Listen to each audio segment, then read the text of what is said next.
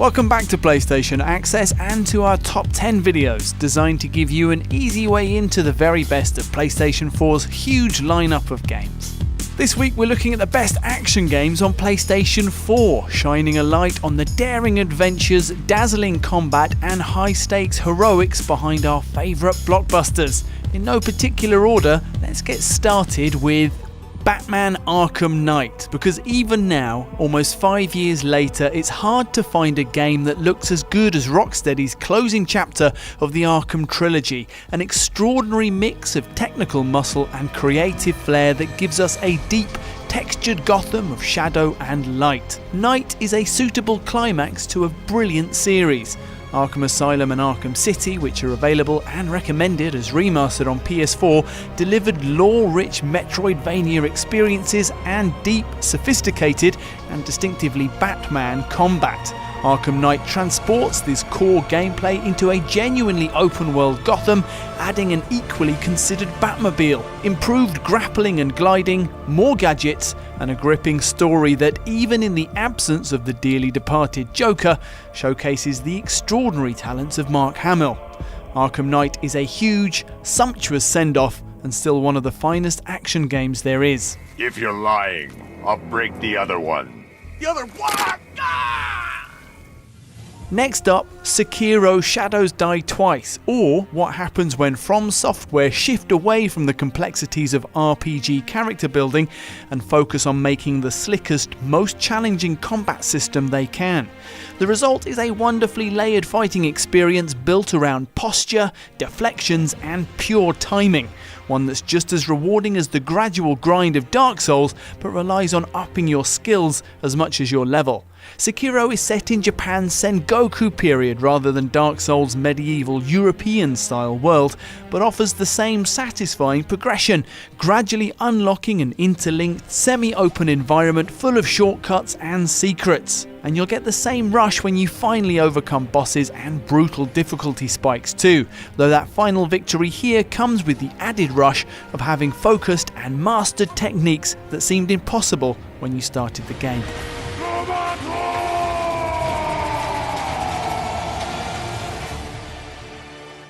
Dishonored 2 is unlike any of the other entries on this list. It's an action title for sure, but also an immersive sim, the name for a particular style of game emphasising deep systems and player choice.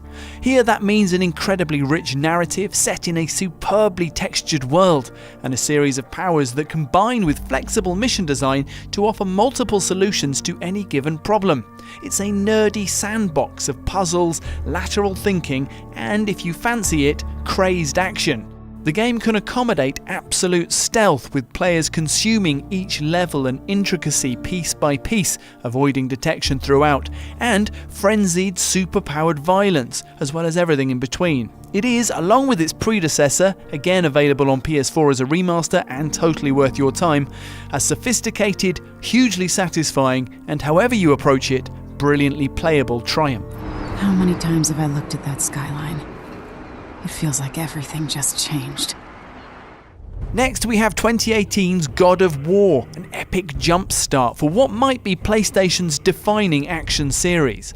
Back on PS2, the original God of War proved that Western developers could compete with their more established Japanese peers when it came to slick, split-second combat.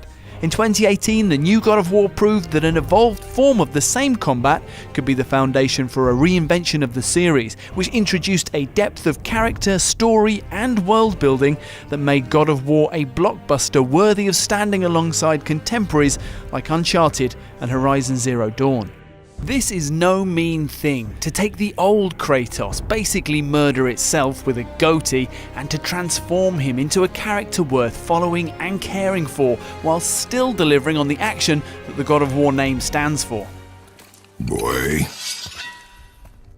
As a playground for stalking orcs and taking on Sauron's armies with some unusually slick Batman-style combat, both Shadow of Mordor and its ambitious follow-up Shadow of War are huge, time-swallowing fun. In fact, there are two things that push the Shadow games into our top 10. The first is the Nemesis system, through which you can interact with Mordor's ranks of orc captains, conscripting them or getting revenge on them for your previous deaths. It's a brilliant game within a game. And the second is the fact the design and personalities of the orcs are taken quite directly from Peter Jackson's film adaptations of Lord of the Rings, and the game captures them brilliantly, all sneering Cockney crooks and working class heavies. In Shadow of War, these things combine in huge siege set pieces where you invade fortresses with your conscripted armies, complex, customized and climactic action sequences that feature actual dragons. The world of men is ending. Devil May Cry 5 is up next, a sequel that is for our money the purest expression of the series' stylish action philosophy that Capcom has ever produced. You've got 3 characters to master. First up, there's Nero with his sweeping sword attacks, thumping double-barreled revolver and detachable exploding robot arms. Then you've got Dante, the solid snake of the Devil May Cry universe, a versatile showman who's just as comfortable juggling demons with graceful swordplay as he is punching their faces off with a set of fiery gauntlets. And finally there's V, a mysterious newcomer who summons a trio of demons to do the fighting for him. Shifting between these characters is a bit like changing the lens on a camera. You're still controlling the same machine, all that differs is the way in which that machine frames the action. V is the wide angle, offering you a panoramic view of the action, almost as if you're directing a ballet from high in the gallery, which makes Dante and Nero the leading actors, the stars of a combat system where style is substance, and one that encourages you to play again and again until you've achieved that elusive S rank, awarded for fighting as beautifully as possible. Throw in a satisfying story sure to please long-time fans, and you've got arguably the best Devil May Cry yet. Devil May Cry. Dante, do you have any idea how many times I've tried to call? Like a zillion. Oh my god, tonight's my birthday party. Yeah, I'm turning 18. Not a little kid.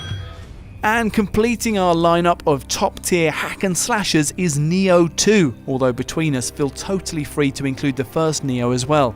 Neo 2 stands alongside Sekiro, God of War and DMC5 as a must-play for deep combat enthusiasts. Like Sekiro, Neo describes itself as a massacre title, a tough, leveling, boss-battling RPG, and like Sekiro it has a complex and hard-to-master fighting system.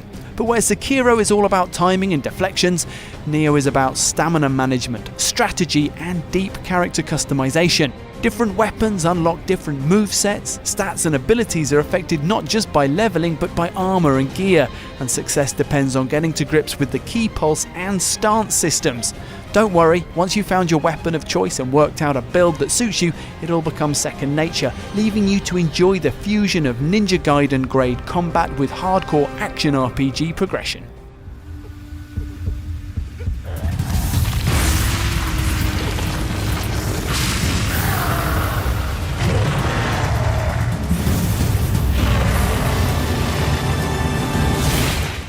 Next up, we have Uncharted 4: A Thief's End, because obviously, if PS3's Uncharted trilogy is a perfect matinee triple bill, action, laughs, romance, Nathan Drake's PS4 send-off takes things to an entirely different level.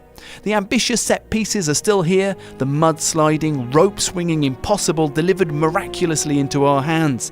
Globe-spanning environments boast an improbable, simultaneous mix of outrageous scale and minute detail, game-stopping vistas contrasted with authentically modelled rock slides. And above all, there's a weight and seriousness to the story that adds poignancy to the established mix of adventure and laughs. The result is the final chapter that Nathan Drake deserves, a development rather than another run-out, and a chance for us to enjoy him one last time in his most spectacular setting yet. Way to go, Sully. Still got it. Control is a rare gem, a true original which combines gameplay experimentation with stylish visuals and a compelling cult story. Enjoy the X-Files and Twin Peaks vibes of the game's setting, a secretive government agency dealing in the paranormal, based in the oldest house, a brutalist skyscraper semi-hidden and semi-alive in the middle of New York. Jessie Faden arrives to investigate her own past, but is quickly, alarmingly promoted to director, with the agency under attack from a force called the Hiss. It's weird, new weird to be precise, and backed up by fantastic, physics-affronting gameplay, with Jessie's growing set of powers seeing her levitate, mind control, and telekinetically throw her way through environments and enemies alike. Control is wonderfully, uniquely itself, the kind of tantalising, half-understood world of secrets you can totally lose yourself in, and an absolute one-off. Welcome back, Director. And speaking of one-offs, Jedi Fallen Order is our kind of Star Wars game, one that makes full use of the established universe and combines it with new planets, characters, and Star Warsy ideas that give us more to love. Our hero is Cal Kestis, a one-time Padawan who's learned to hide among the ruins of the Fallen Republic and is now forced into action as the Empire comes hunting for Force users. Cal's Force powers and fighting skills unfold into an accessible but deep combat system, while there's a Dark Souls touch to his progression and exploration of various star systems, along with a suitably unlikely crew. But Fallen Order truly stands out when delivering moments that capture the elusive essence of Star Wars magic. A scrapper's yard filled with relics from the Clone Wars, weed-covered walkers in the swamps of Kashyyyk, or the chilled reverence of an ancient temple. Yeah, I'm okay. You alright? No, we are not doing that again. And that's it for our list of the top 10 action games on PS4. We're sure you've got your own suggestions. Let us know what they are in the comments, give this video a like, and subscribe to the channel to keep up with everything from the world of PlayStation. For the players.